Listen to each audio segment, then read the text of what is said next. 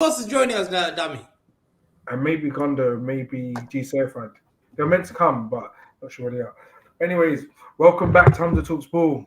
It's been I know everyone's been waiting, and sorry for the delay. Sorry about that. People obviously have their busy schedules near Christmas, so you can obviously understand. We were a bit late. But before we get started, just make sure to like and subscribe on YouTube and Twitter. See, we're trying to make sure we do this a lot more. And in fact, this is our first new episode of a new series that we've whipped up called City Blues. So welcome to episode one. Obviously, we're going to make sure that this series is only talking about City issues and what they're doing this season. So obviously, like I said, make sure you like and subscribe because we've got more videos coming up. And I think we're also on the road to 2K. So thank you to everyone who has supported us as well, because obviously it's been a very long, tough process, but we're here. But anyways, let's kick things off. Croc, how you doing this evening? I'm good. I just got off of work. I ran. I grabbed some beers, and I should have cracked one open. But I'm just excited to be here to talk some City. Okay, glad. Good to hear. And the man of the hour, Hamza, what are you saying? How are you doing today? I'm doing good, man. Doing very well, man. Not bad. I'm doing very well. Can't complain about our performance so far, except the weekend, so we can talk about it today. I mean, yeah, on the weekend. Before we start, you were a little bit stressed, weren't you, watching that game, seeing that you were, I think it was 2-0 up, and then was it Foden did that absolute clanger to get them the equaliser penalty. Tell me, how were you feeling when that happened? I was shocked. I was so devastated. Like I thought, this cannot happen. There's no way.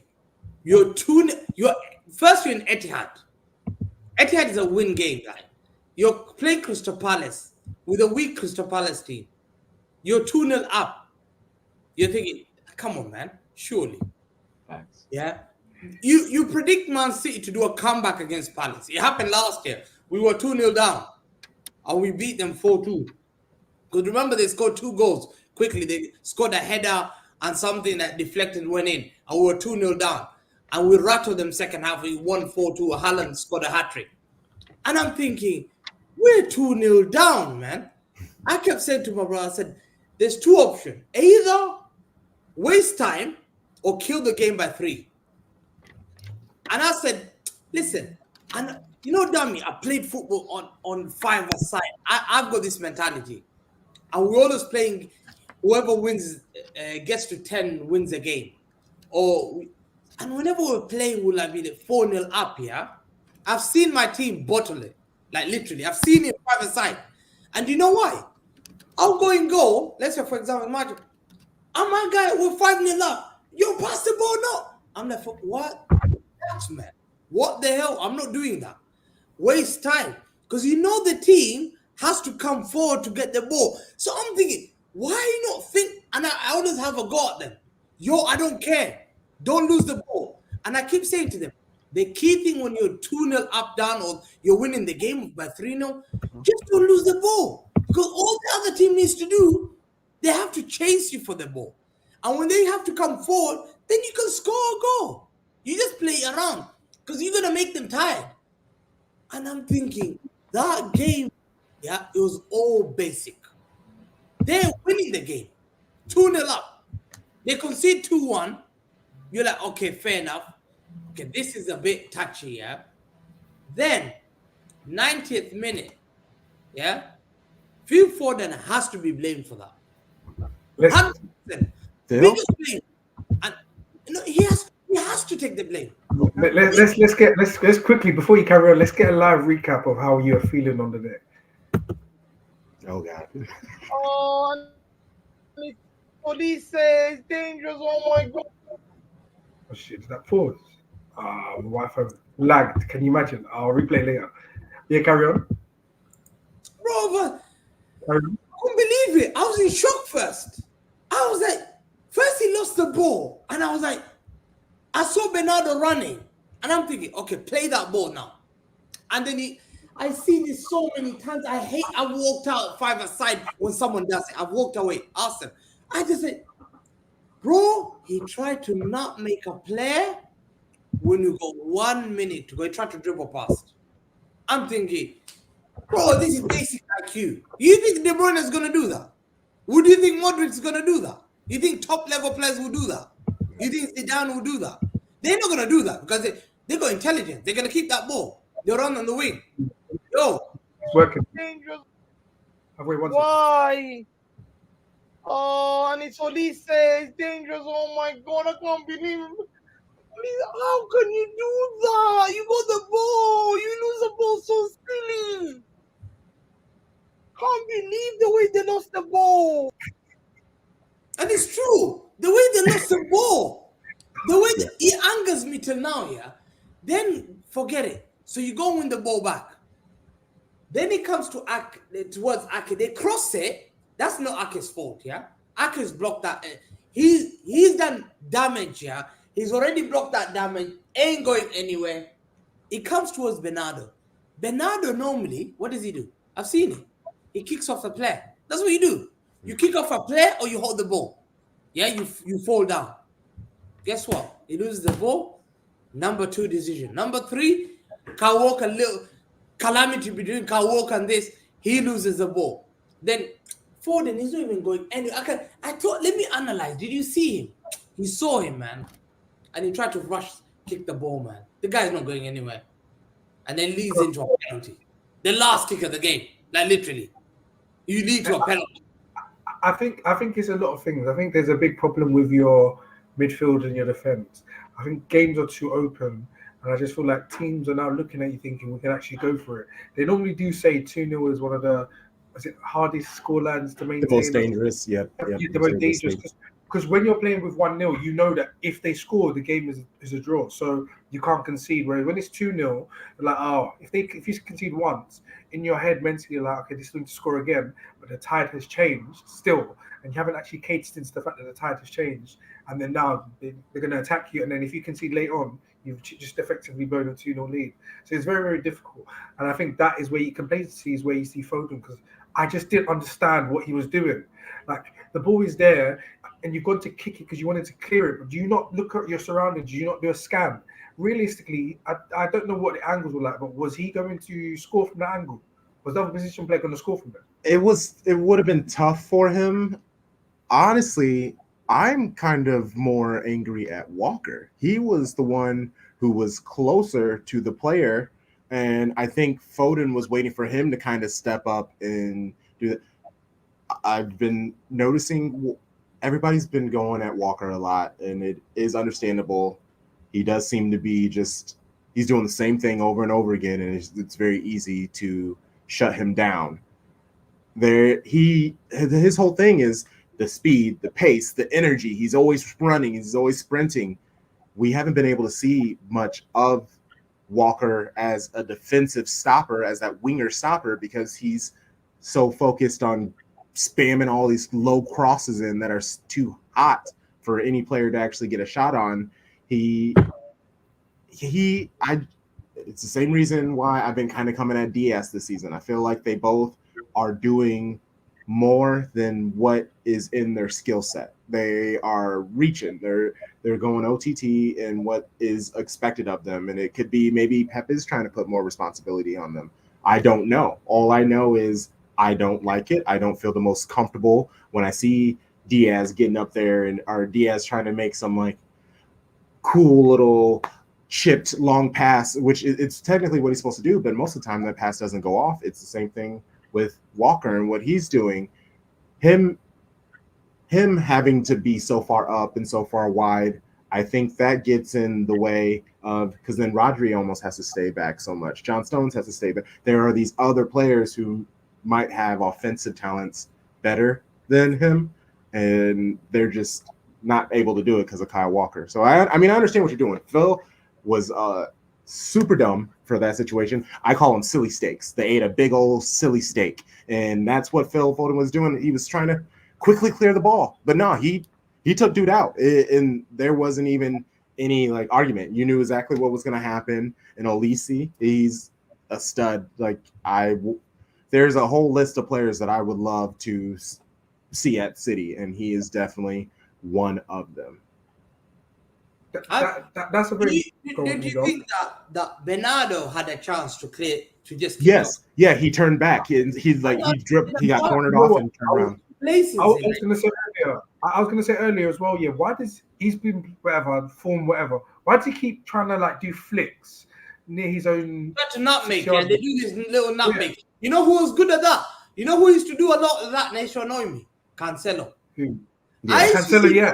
Cancelo. Yeah. Oh, he's already past the guy, yeah. He's got all clear this. it. He's, bro, I see this guy try to do this little nutmeg. He was waiting for the guy and he's like, I'm thinking, what are you doing? But I get annoyed because my cousin plays football. And whenever he's my team, we get annoyed. Like he's good at nutmeg. He makes people like 10 times. He loves doing that. And I'll get annoyed. Why are you? I don't care about your nutmegs. You know, I care about winning. And you have to look at that. Winning mentality, yeah, is about cleverness. Yeah. In another game, like look how we played Arsenal last season. We went to Emirates. Get the ball, bam, bam, hit them on the counter, keep the ball. They couldn't do anything. We were able to see off games like that. Grealish is good at that, but he'll lose the ball. So it's complacency, but they must learn from it now. They must learn from it now because that cost us 2 points. Luckily, I tell you again, Arsenal, Liverpool weak this season. They're not very strong. Wait, what? Arsenal not stronger like last season.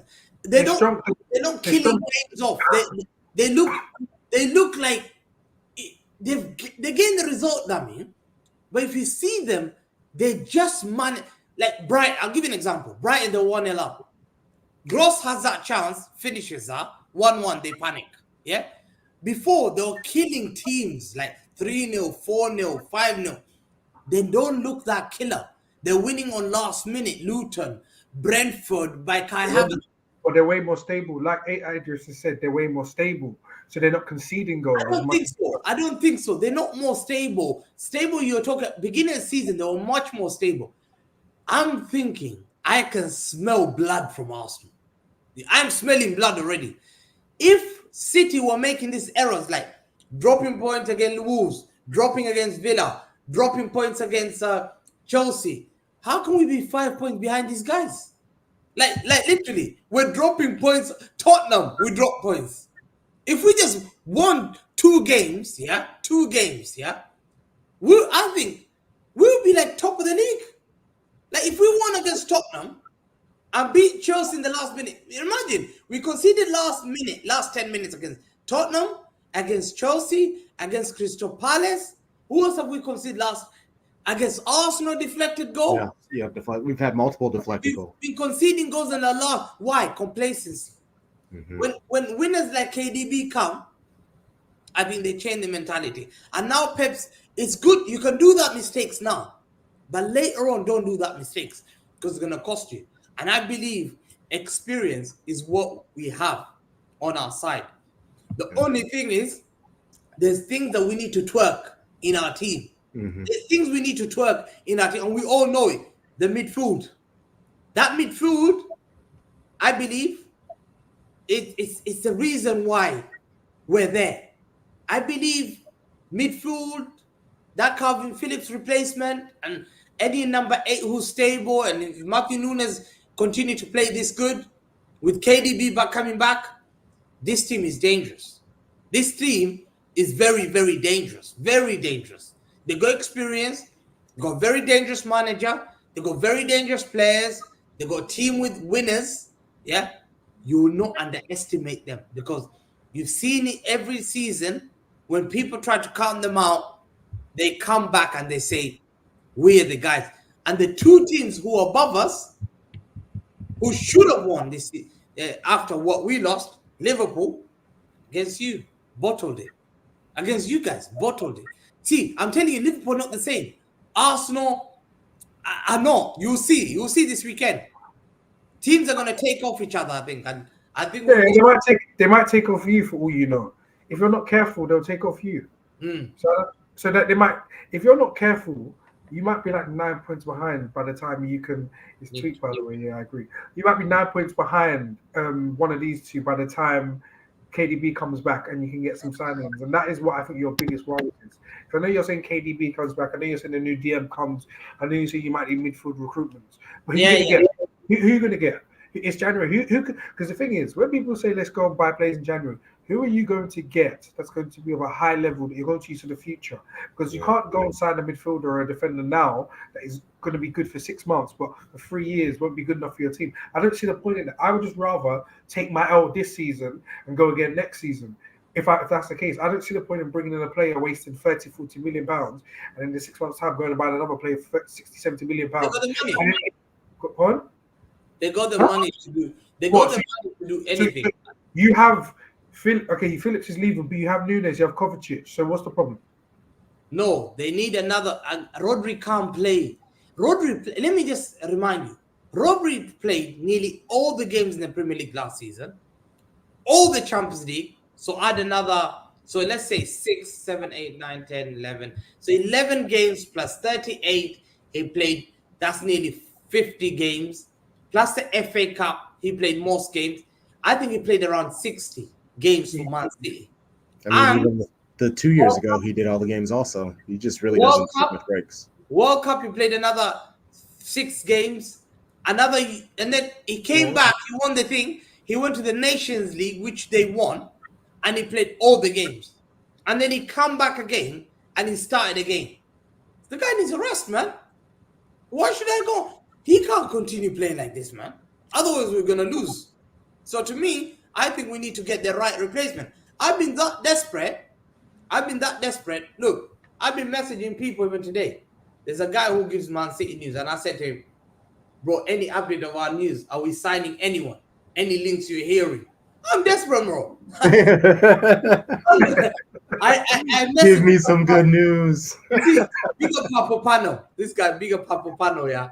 He's quite good because he pushed the Man City about we're going to be linked about signing Matthew Nunes first before everyone. And he said it's going to happen. It's going to happen. So even me, I'm messaging. I said, Papo, listen, let me know, bro. I'm suffering. What's the latest? Any links? He said, thank you, Hamza. Just saw this. I'll give you update if anything happens. Are you still hearing it? I'm asking him, bro. Are you hearing something? Is there something I want to hear some things that give me hope? And I think I'd be very, very surprised if they don't sign anyone. Because I think signing. I think the people we're tied to, none of them are really anything great. Like it's like Valentin Barco. It's players like that Who? Valentin Barco. He's a young left back. He is very talented, but he's 19. He's gonna be, and also Brighton's going for him. Also, there are a few people who want him. And I would like to believe that we will be able to get him, but it's going to be tough. I also saw a rumor that they're trying to raise his transfer fee, which makes me think that he is tied to City. If they're raising the fee, because Brighton is known for getting their players for real cheap, so there's no reason to raise the price. If they want to raise the price, I feel like that's a City tax. You know how the City tax comes always. But I'm not worried, honestly. With KDB coming back, I was so happy to see how Nunes and Kovacic have been playing the last couple of days. Maybe that's why Pep hasn't been playing them. Maybe he told them to just sit and figure out how to play in this system. Don't have to worry about playing on the pitch and getting stressed. And I would like to honestly see them again against this Friday for the final, because Rodri, yes, he could play, but I'm not too worried about Fluminense. Like, they're not going to be that problem. The problem with Kimmich, again, that I think that's like a summer move. Like, that's what I was going to ask you. What would you think of Kimmich? Yeah, he's good. He would be a great person to play next to Rodri, but he's less athletic than Rodri. So I feel like we need a dynamo next. We need someone with energy who can do some of the running for Rodri that he won't have to. So he can kind of focus on stamping things out, because that was Fernandinho's greatest strength, was stopping a counterattack before it happened. And Rodri is getting there, but I think there's still some opportunity gaps for him to get better at. I like Kimmich, but I like I said, I want someone more industrious. Yes, that also. Yeah, wages too, unless they give us on loan and he's not getting along with thing and they can pay some of the wages. I think City, but I don't know. I smell. I'm gonna watch that boy Fluminense boy Andre. Let's see how he plays against Oh us. yeah, Andre. Yeah. I will not be surprised. I will not be surprised. City think about. I know Fulham Palini guy might not be. I'll not be surprised. City surprise people and say, listen, we'll get Paulinho for 40 million, and they strike up that Calvin Phillips that he goes away, and they get him on a short term, and then the real replacement comes in, and they say, Rodri, you can rest, Paulinho and Rodri, and Kovacic and Nunes, Paulinho with Rodri, and I just want that midfield to shut it down because attacking wise, we're dangerous. Attacking wise, we can score goals. And Rodri Stones can be. I trust Rodri Stones more as a right back to come in as an inverted right back. 3-2-2-3. Yes. Fine. Yes. Yeah. I like that. I just don't like relying on Stones. And this is gonna sound like hate, but his injuries. Like we love the man, but he does have these injury problems. So I feel like setting up a formation based off someone who will only play 50-60% of our matches, I don't think that's smart. I think we're very, very short, like in terms of the number. And for him to lose Calvin Phillips, which is gonna happen, I think that's why I sense they're doing their homework. And I think the best thing that the City are good at is they're able to put their hands up. And I'm hearing it's the first time they've agreed about this small squad, and because they've seen injuries, and they've seen that this is able to happen. We cannot afford to be doing this because Pep doesn't like to be second. Pep will never accept to be second. Pep will want to win. He wants to create that mentality of winning. And I think Nunes is a good player. Yes. I think Nunes is good. Yes. I think Nunes. I think he's good. I think he's very good. I think he drives the ball forward. He beats the guy. I like that because that is just special. You don't get that. So the problem you have is that I don't know if you think you have a problem scoring goals, but Nunes and Kovacic, especially Kovacic, are second phase players. Kovacic, I said he's always been a good player. I've always thought he's decent, but he doesn't get anything else other than receiving the ball from the first phase, driving from the second to the third, and then that's it. Once he gets to the third phase, he can't do anything else.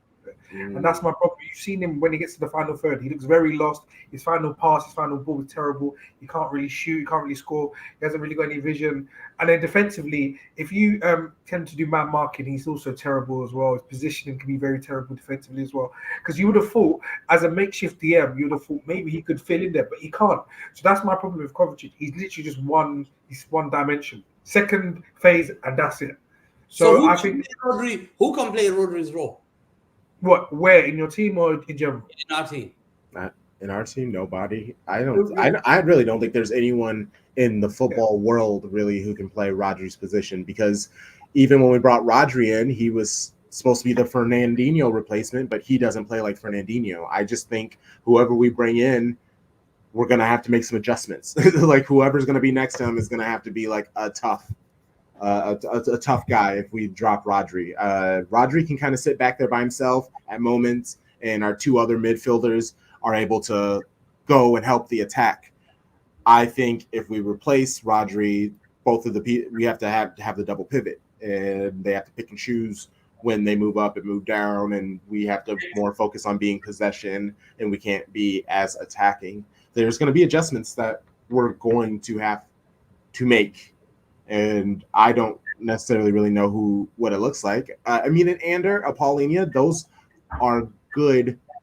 Those are actually perfect, because those are players who know they're not better than Rodri. Well, respect to them. I'm sure maybe because all football players think they're the best player in the world. But I think they know that they're not better than Rodri, so they'll willingly sit and be subs and come in and just try to grow and do their thing. I think those are perfect players to get in this moment, because that's really what we need, is just not someone to take over Rodri's spot, but someone to fill in for him when we need him to rest after 60 minutes and we have the lead. Because here today has pretty much said it, and that is similar to like Barcelona Busquets. We said honestly, there is no one who can replicate Rodri He's 6'3" with top technical and passing skills. No one like him. It's like Busquets, for example. Look at Barcelona. So I am a Barcelona fan as well. I like watching them. It's Messi, Ronaldinho. But I was a big advocate for him to be sold because he's very slow, he's very static, he moves like a truck. And when he wants to like start passing the ball, like, it's very slow and slows down the tempo. However, since he's left, there's no control of the game, and I've just realised, like, even though he should have left because he was getting on a bit, there's no replacement to him. So now you've got to look at it and go, do you search for like a Rodri or a Busquets replacement for years, even though you won't find one, or do you go and find somebody else who can do different types of qualities that can help you advance? So, for example, I want at my club, and I don't know if you take him, Amadou Onana. What would you think of him? Him next to Rodri would be insane. I'll tell you one player. One player, but I believe not now. He can't come now. I believe him with Rodri. I think that's just next level, and I will shut it down completely.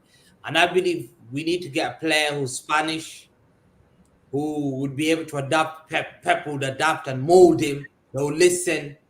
They're hardworking, humble, and that. There's no better player for me than Zubimendi. I knew he was going to say that. And it doesn't take much for City to literally Pep to ring him and say, "Hi Zubi, it's Pep." He will come.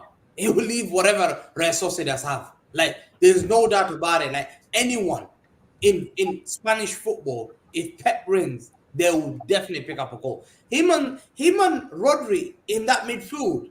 Zubimendi is only 24. I think him and Zubimendi will just seal it.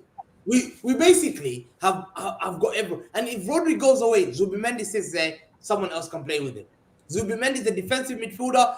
Rodri loves going forward, so we can't stop him being good. He loves going forward. He's learned. He loves going forward to distribute, pick up the ball. But him and Zubimendi can do it together. And I think, and I've seen it with many levels of players like that. We used to see it with Roy Keane, and Roy Keane played with Nicky Butt on one level. Patrick Vieira played with the Mano Petit. Whenever Patrick Vieira went, Petit stayed. We saw that in football. Essien and Makelele. It can happen in football. People say, no, that's the best way, because Zubimendi and Rodri, and they can play well together in international football. So imagine the partnership they will have. It's like, it will be the great partnership that you'll never have. Like, and I think City should knock on Zubimendi. He's the guy that I'll be knocking on. And I've done a lot of homework on him, because anywhere I go, I speak to Spanish fans, I ask about him, because they watch La Liga a lot.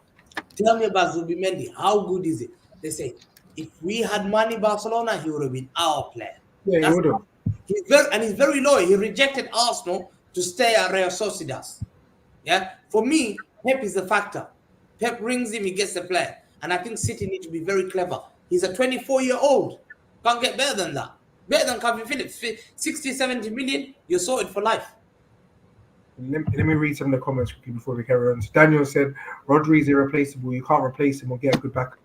I disagree. I think you can get a decent backup or one that can do different qualities.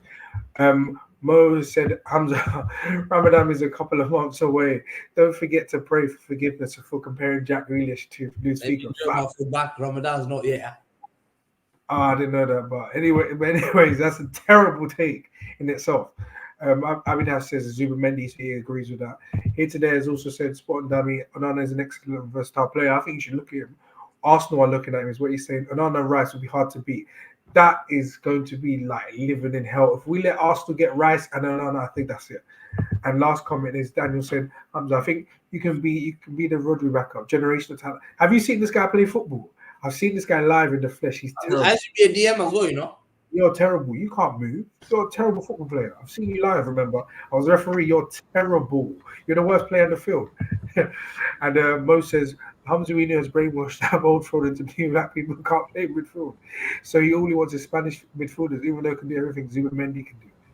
I don't know about that. I don't think Onana, he's good. He's physical, but I don't think he has the technical talent that's needed. You need technical players. You know, technical players are very intelligent. They know when to move. Onana can drive forward like Yaya Toure, whatever it is, but he's not that great. I tell you, he's not. He's good youngster. He's 22 years old, I think, 23. Yeah, 23. He mistakes. He loses tackles. He will do something silly. I don't know. He's a good player, but Zubimendi is special, man. I take Douglas Luiz back. Douglas Luiz. I would take him back. He's the one transfer that we have lost that it hurts me every single time we play Aston Villa. Every time I've watched him for years, I've just been like, oh, he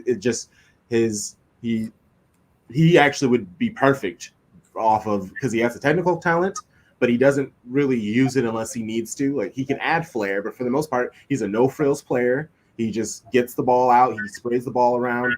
He's even starting to show his offensive talents now that Aston Villa have players on the wings that can play ball and can actually run. He'd be great to come back, but I'm sure he wants nothing to do with us. Even again, it kind of fits it, but I don't want us to ruin what Girona's got going on. But Alex Garcia, he's part of us. He's part of, but he's doing great at Girona. I actually want them to leave that whole team there, and in fact, maybe put more money there, because I don't know if people know or pay attention to La Liga at all, but Girona is a part of City Football Group. They sit first in La Liga, and they are ahead of Real Madrid by 2 points and Barcelona by 6, I believe. And they just beat. I think it's 9. 9. If they win, the game in hand would be 9. Yeah, yes, but either way, it's winning. They what? The Barcelona are third in the table. They won today, so they're only they're 6 points ahead of Barcelona. Yeah, and if they win, they'll go back to 9. But yeah, you're correct. Yeah. Oh yeah, the game started this weekend, right? So it's like, well, we ain't doing that. We ain't doing that. The shades of blue. We're not nonsense. I'm learning a lot about you, Hamza. Though I hope you beat these charges that they're trying to throw on you, my guy. Oh. Before we made today, has also said you all underrate Anana's tech. Rodri could use some legs around him. That's a fact. Yeah. And Silver says Bruno G would football under Pep. There is 2 players before we wrap this up. Let him go. There is 2 players before we wrap this up though that I would like to talk about. One of them is your standing skipper, Kyle Walker, and the other one is the guy on the other side, Guardiola. I think both of them currently are out of serious form. In Guardiola's aspect, whatever you want to call it, he's playing left back or left centre back, kind of like being told to run forward and overlap. He can't do that. I know that now. So what, you think Guardiola's a good left back? Yes, I think he's great. I think he's been what he's failing at is his ball awareness. That's awful. I will give you that. There are many times where when he's given up goals or has messed up, it's because he doesn't know where the ball is. The ball's coming up above. He's trying to find it. He will get better with that. That comes with time. I believe the reason why Pep is because you're seeing it sometimes with some of the runs, even the last 2 matches, he's had multiple runs where he should have shot it yesterday, but he passed it instead. And then 2 weeks ago, or actually against Crystal Palace, he took a ball down off of his chest and went to shoot, and it went off of a defender. But if that would have went in, we would have been talking about this goal all the time. He just needs to get his awareness up. And the reason why he's not playing at left center back is because that is a trusted, intense position, and Vardiol doesn't have that awareness with him quite yet. He's still he's still taking in the Pep ball. Pep ball it's not easy. It's not tough. He's asking you to know where everybody is and be 3 or 4 steps ahead. I give him a couple of weeks. He has to play, but I think he's going to be great. And Ake, the reason why Ake hasn't been playing in the left back, because I think he's been hurt. I think he's been much more hurt than we know. Every single time he's played these last few weeks before he wasn't playing, at least once a shift, he would grab his leg. He would pause and grab his leg, stamp it out, and he would play through the match. But if you're left back, you're going to be going against all these wingers. You can't have a bad leg. He's not left back. Everything about Guardiola just does not. He's a center. I know he's not. I don't think he's dynamic, and I don't think he's mobile enough to be playing there as well. I think he could be a top. I think he's going to become one of the best centre backs in the world. I don't disagree with that. But left back, I just don't. You know how you see when Walker used to bomb down the wing? He doesn't give me fullback vibes. Yes, he's not But a then traditional left back. Yeah. Even Kyle Walker himself, been having a shocker every single game, whether it's defensively or it's attacking an attacking sense. He's not really the most creative. His final ball can be very off. And as years go past year, when his pace wanes, if it eventually does, I think he's going to become a complete liability. So you might need to look at that sometimes into the future as well. Yeah. But Giselle, what you saying? How you doing? Hey, man. Sorry, guys, I'm late, man. But yeah, man, it's gonna be here, man. Listen, after work, had to come on, had to see what we're saying, man. So, No worries. What do you think of Man City's recent form? Especially against Palace? oh man, the form is what it is, man. I'm not too panicked about the form as of yet, man. There's been a lot of panic, but I'm the kind of guy just been telling him calmer. You know what I mean? It's 5 games, we're still only how many points behind? 6 points behind. You know what I mean? I think Liverpool will most likely, or Arsenal will most likely. That would probably be a draw. In my opinion, that would be a draw. So that would probably, the gap would then close. So for me, I think as long as we win, with obviously Doku's back, Haaland's back, De Bruyne's back in training, full fit squad, I think I think that this is when we can start playing catch up. But yeah, How do you think Jack Grealish has been as well this season? Because Super Silver says he was awful against, I don't know how to pronounce that, Urara Wentz. Yep. Yep. I didn't watch the game. They're a Japanese football team, so that's why it's a weird name. Oh, okay. Red Diamonds. Yeah, the Red Diamonds. Yeah, how did he play? Because he's been getting cooked a lot. Even though I know he scored against Luton as you won, he would have got the winner against. If he would have scored yesterday, it would have been 4 games in a row that he has scored. It would have been 4 in a row. Yep. He's been. What do you think? I'm a big Jack Grealish fan. I think he's underappreciated. I think obviously at Villa he was given a free role, and I think that suits him more. And I actually do think he is a symbol of the change of times in football. You know, when you start individualism, they used to give your attacking players the license to roam more. I think that's what he's suited to. Whereas now there's systems and there's formations that you have to stick to, and you have to do a simple role in a team. I think he's struggling to do that because at the end of the day, he doesn't want to be crossing the ball consistently or doing certain maneuvers. He just wants to get the ball and freely play football. But Pep doesn't play like that. And if Pep does play like that, you have to be Messi to do that. And he's not Messi. So I think when he's in a crossroads, and Doku coming in has completely changed his whole outlook, because now Doku's going, beating his man, running at fullbacks. Jack Grealish doesn't really do that. So I think that's where he's also struggling as well. So it's very interesting as well to the dynamic. But last point I want to ask all of you before we wrap this up anyways. So what do you think, what's to come from Man City, and what would you like to see in the next month or so? Who wants to go first? No, I'll go, man. I think that Club World Cup would obviously be number 1, man. That'll be, hopefully we'll win that on Friday. And then from there, I don't know, man. From there, the Champions League or the Premier League would be nice, because I do think we've got a good chance. I do think that even if we did lose, and I know that Hamza isn't going to like this one, but even if we did lose the Premier League or the Champions League, and both, it might not be a bad season, but yeah, I mean, if we come out with just the Super Cup and Club World Cup, I mean, after what we've done in the past few years, I wouldn't say it's Nope, I'm gonna be mad. I'm gonna be hot. We got to win one or the other. Premier, Champions League, one or the other. Have to. It's a have. You have to win the major one. We're privileged. Everyone fears us. You have to win the league. I think we can win the league and the Champions League together, and the Club Cup. I don't think you will. I can't see Man City. I think you can never say no with Pep Guardiola. You've said it so many times. You guys don't understand. This guy is a winner, man. He's a dangerous manager.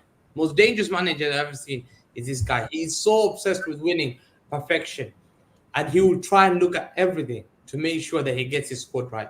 He's already assessed problems and he solves them very quickly. Only when they're insolvable, let's say, for example, when we lost Laporte that season, middle of the season, Liverpool walked away in the league, and he knew by December we were like 14 points behind and we had to catch up. And by that time it was COVID season after that.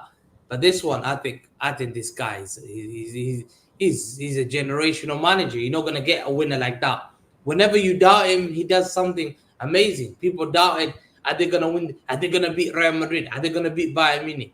Surely they'll fall to Inter. They're not gonna beat Man United. They're not gonna win the league. Arsenal.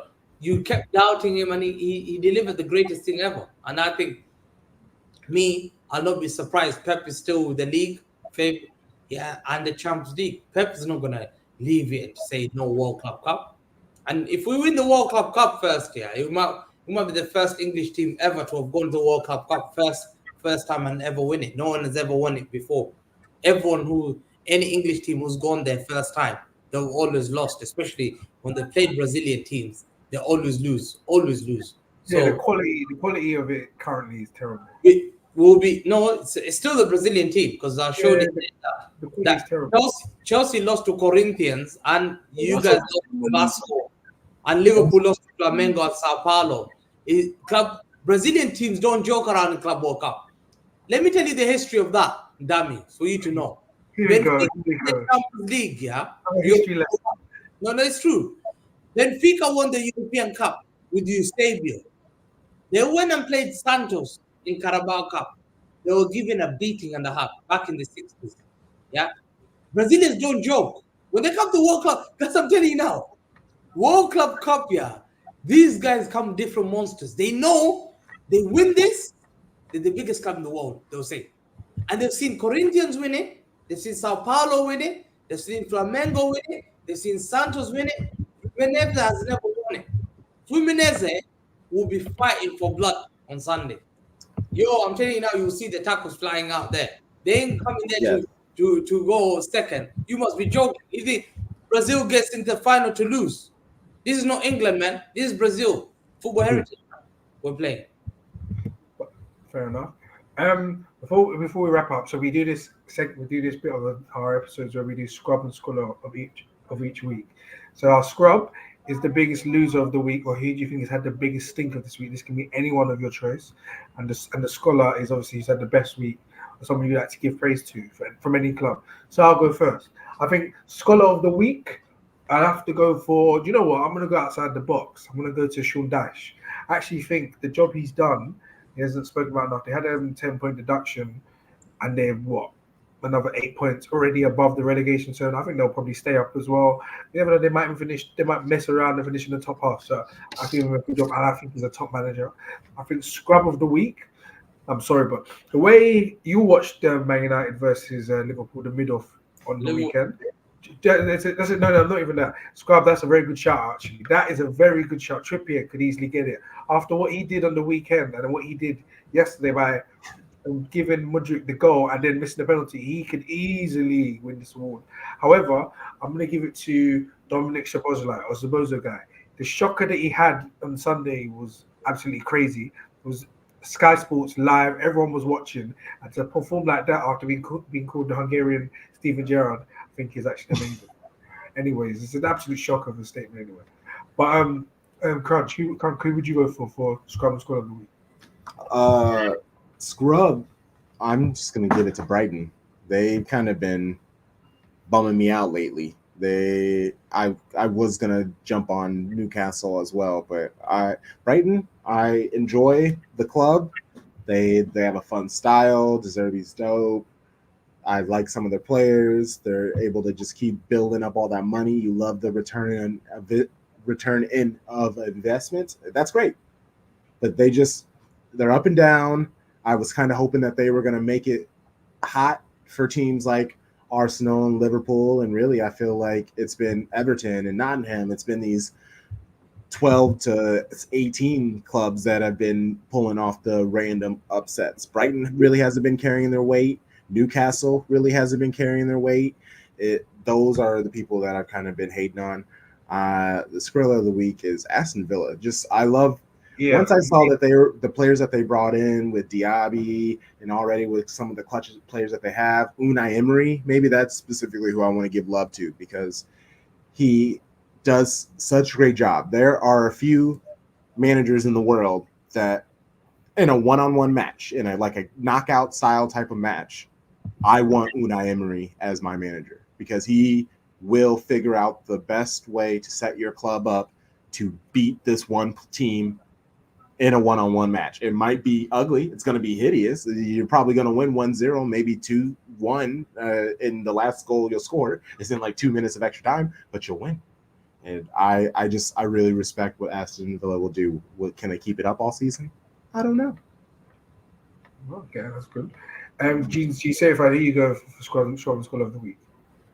Oh, yeah. For me, player of the week or start of the week. This one, I do agree with the Sean Dyche shout. That's a good shout.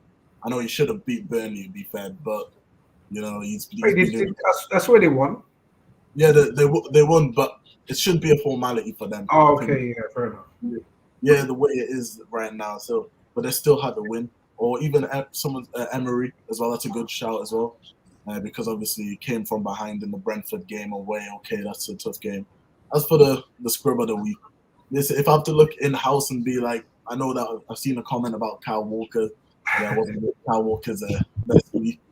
But for me, I would give it to most likely Nunes. I think Liverpool had so many chances to put Man United to bed. They had so many chances. I think 34 shots, and you can't score any of your 34 shots. I mean, it's crazy. 8 on target, 34 shots. They have to be a score of the week, man. Because Man United, even though I did think that Varane, Johnny Evans, they defended well. To be fair, they did actually defend well. Darlow showed they did defend well throughout the game. You can't be 34 chances, the quality of chances they had as well, and then to not score any, not even one. Nah. We had 8 injuries as well, and they couldn't get one past us. It's very embarrassing. Not even one, man. So Nunes, man. Well, thank you for that. And Hamza, last but not least, who's your scrub and score of the week? I think the scrub of the week is Liverpool. I think they're shameless. I think these guys were talking about beating United 7-0. And it's just a joke that the way that they crumbled against a second United team with Maino, McTominay as a captain, and Amrabat. And they couldn't even... It was appalling, man, literally. What they were saying before the game, they're going to sack Ten Hag that week, la. We're going to do 6, they were right. They were ready for that. They were celebrating. And then United went there, got a 0-0 draw. And then I think that was the scrubs of the week. Scholar of the week, I have to give Crystal Palace, man. To be 2-0 down at Etihad, come back and get that game. And Mateta, listen, give him the credit, man. Mateta, listen, he'll never be a scholar of the week ever again. Yeah? So let me give it to the guy that you will never nominate ever. No one's ever going to nominate Mateta ever in his life. We made him famous, man. We made him famous. Mateta gave us problems, man. That guy. Yeah, oh my God. I used to cuss him every time at Crystal Palace. Even I know a guy who he's the head of the academy at Palace. And I was speaking to him last week. I said, this Mateta guy is crap, man. Don't you have any academy players? And he told me, oh, we've got this kid who's 19 years old, 18-year-old is banging goals, wow, best talent. But we can't risk playing him. And I said, why? Because Mateta is crap. I got beaten, man. The guy cussed, came out to haunt me. And, you know what's even worse about that game, Hamza? The fact that Danny Ward, the captain, got injured, left the field. Another injury, Crystal Palace. Crystal Palace have got a lot of injuries. The Corey wasn't there. Tompkins wasn't there. And we still couldn't get past the line about that game. That's what I called you a bottle job. Straight. Eze came on in what? Minute 87? Yeah, bro, come on, man. It's not like he No subs. That's Pep. Honestly, just thinking about that match, yeah, I'm so mad at Pep. I haven't been this mad at Pep in a very long time because it's just in Pep we trust. But I was just waiting for subs, and they didn't happen. What was it? A 95th minute? It was like 3 minutes before the match was over. You make a sub, and I know he put him out in the 80th, 90th minute, but the ball didn't go out, and that was when the goal happened. So then the sub comes out late before we could shut the match down. But you should have made those moves before. For someone who is as brilliant as Pep is and knows as much football as he does, he's been very reactive, and it's just crazy to see. I don't know. It's just winning. Let's just get this trophy at Club World Cup and that'll be 2 wins in a row. We got a trophy. If anyone tries to talk about Crystal Palace, I'll be like, huh? We got another trophy. I don't want to hear it. Exactly. We'll complete on Friday. Yo, this time Friday. Is it Friday or Saturday? Friday. What time? Oh, What well, it's Friday for, well, it's 11. I feel like it's kind of late for y'all. I want to say it's like 9. Okay. Let me Friday, check. 6 o'clock. 6 o'clock. Okay. Yeah, No, it's 9 there. It's really late there. Yeah, They're playing Friday 6 in here, 9 Yeah. there. Yeah, it's like noon where I am. And to answer this last question before I wrap it up, so here to there said Davy, if Bruno Maguire played, no Varane, how do you think the match would have played out? Oh, we would have got our asses whooped. Bruno Fernandes is the biggest. I've said this again and again. He's a bitch. I don't like him. He's a good player, if that. But as a captain, as a leader, he is not that. Like, we need to just get that straight right now. He doesn't have any leadership tendencies. Whenever the going gets tough, he go down like a little girl and start crying to the referee about fouls and all these unnecessary things. Trying to lead his team out. Number 2, actually football-wise, the way he plays football, I'm not saying McTominay is a better player than him or he holds onto the ball better. He doesn't. But I don't know, McTominay doesn't get the ball because he doesn't want to get onto the ball because he's a ghost in the game. So he hasn't got the chance, even though he did lose the ball so many times. But because he doesn't want to get onto the ball and try and impose himself, he's not going to give away the ball as much as a Bruno who will want to get on the ball and impose himself and will give away goals. Because again, we played Bournemouth last week and he got on the ball. And what did he do? The first goal, he got the ball and just passed it to someone and they went and scored. So I've seen the stories time and time again. And a fun fact is we have not won at Anfield since 2018. Bruno Fernandes was not a player in 2018. So that's a coincidence. Maybe it is, maybe it isn't. But anyways, we'll call it a day there. So thank you to everyone who's tuned in. Make sure you like this video and make sure you subscribe on the Twitter and the YouTube. Obviously got more content coming up. Hopefully we can obviously do a live stream maybe if Hamza's available for the Club World Cup. And yeah, it's obviously good to see you all. Thank you to G Certified again. Thank you to Crunk. Have you got anything to plug, Crunk? Yeah, I'm down. Have you got anything to plug? You go ahead. Yeah, Shades of Blue podcast. It's me and 4 other dudes from around the U.S. We've been at it for 2 years now. We cover both city men and city women. We actually call the city women our baby blue baddies. We do kickoff shows, like pre-match shows before the men's and women's games.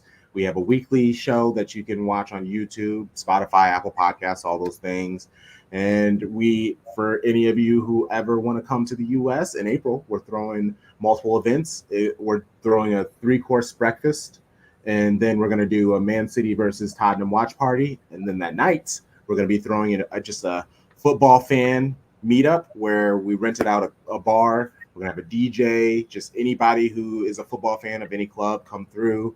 We're throwing a kit fit contest.